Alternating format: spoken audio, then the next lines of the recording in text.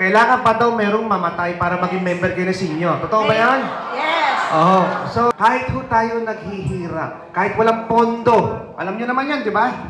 Pag-upo ho natin, nag-live ho tayo, nag-post ho tayo, at pinaliwanag ko po sa inyo na wala ho tayong pondo. Mula July hanggang December, ang kulang pa nating pondo ay umaabot ho ng kulang-kulang 250 million. O, di ba? Pero kahit ho, walang pondo ang bayan ng Tansa. Kahit naghihirap tayo, nakagawa pa rin nating itaas, idoble ang allowance ng ating senior citizen. Nasa halos 16,000 ho ang member sa bayan ng Tansa. Ngayon, pinadaan ko na po yan sa mga barangay.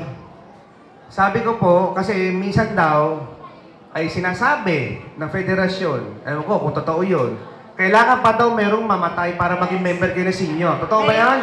Yes. Oo. So, hindi naman kailangan ho yung gawin. Kailangan nga, mabuhay tayo ng matagal eh. Di ba? Ngayon, ang kailangan ho, magdagdag. Ngayon ho, ang inyong lingkod ho, nagdagdag po tayo. Nagdagdag po tayo ng another 2,000 na members ng senior sa buong bayan ng Tansa.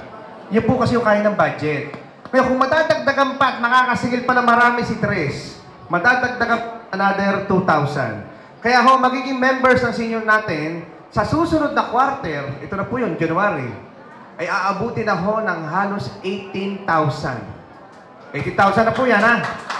At, dinadala pa ho namin yan sa inyong tahanan, sa inyong barangay. Di ba ho? Ganyan po yan eh. Dahil ayaw nga namin na ang dami nagsusumbong sa amin ng mga members ng senior, pag daw binigay ang allowance nila, bawas na. Meron daw namatay, kahit naman, daw binabawasan na. Meron naman daw sa mga dishwashing, mo kung yung dishwashing na yun. Di ba?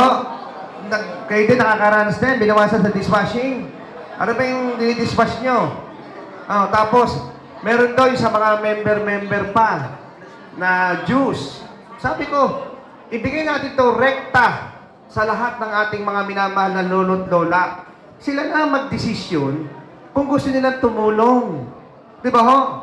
Sila na. Hindi pag, dati nga, 500 piso na lang. Ang napupunta lang yata, 300, 350. Sa dami na kinakaltas. Eh ngayon ho, 1,000 na. Quarterly ho yan. So, 4,000 yan kada taon. Alam nyo, kada bayan, iba-iba ho ang kanilang ginawang pamamarkado at pagbibigay ng tulong sa ating mga senior citizen.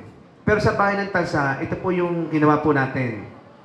1,000 po kada quarter at dinideliver po namin yan sa inyong mga tahanan.